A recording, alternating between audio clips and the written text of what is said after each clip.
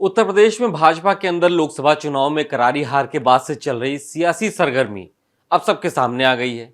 सूबे के deputy CM Keshav Prasad Maurya के अचानक दिल्ली पहुंचकर बीजेपी अध्यक्ष जेपी नड्डा से लंबी मुलाकात करने के बाद से ही सब लोग किसी बड़ी खबर का इंतजार कर रहे थे।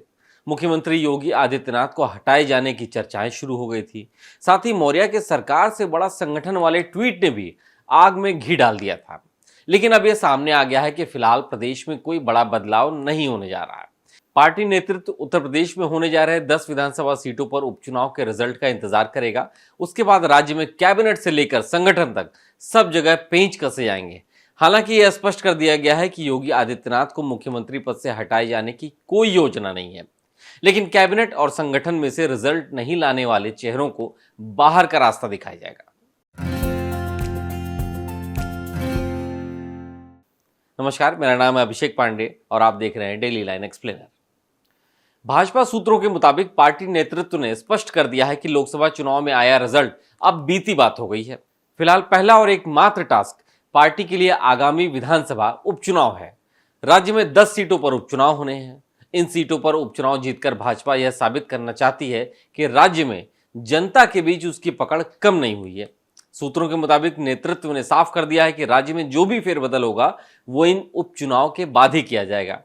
भाजपा नेतृत्व ने यह स्पष्ट कर दिया है कि यूपी में मुख्यमंत्री नहीं बदला जाएगा, यानी योगी आदित्यनाथ अपने पद पर बने रहेंगे।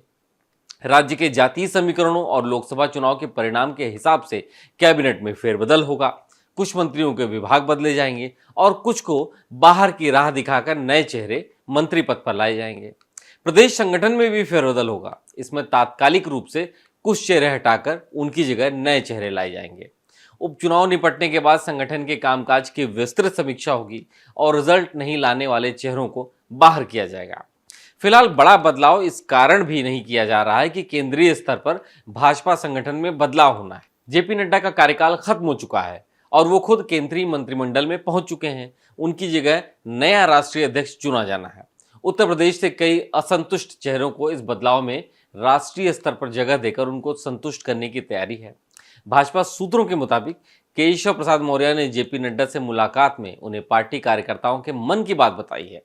मौर्य ने नड्डा से प्रदेश में सरकार के कामकाज पर अफसरशाही हावी होने से लेकर कार्यकर्ताओं का मनोबल गिरने तक की बात कही है। उन्होंने आम कार्यकर्ता छोड़िए विधायक सांसद तक की सुनवाई नहीं होने की भी बात बताई है। उन्होंने इसके चलते पार्टी का लोकसभा चुनाव जैसा हश्र 2027 के विधानसभा चुनाव में भी होने की चेतावनी दी है।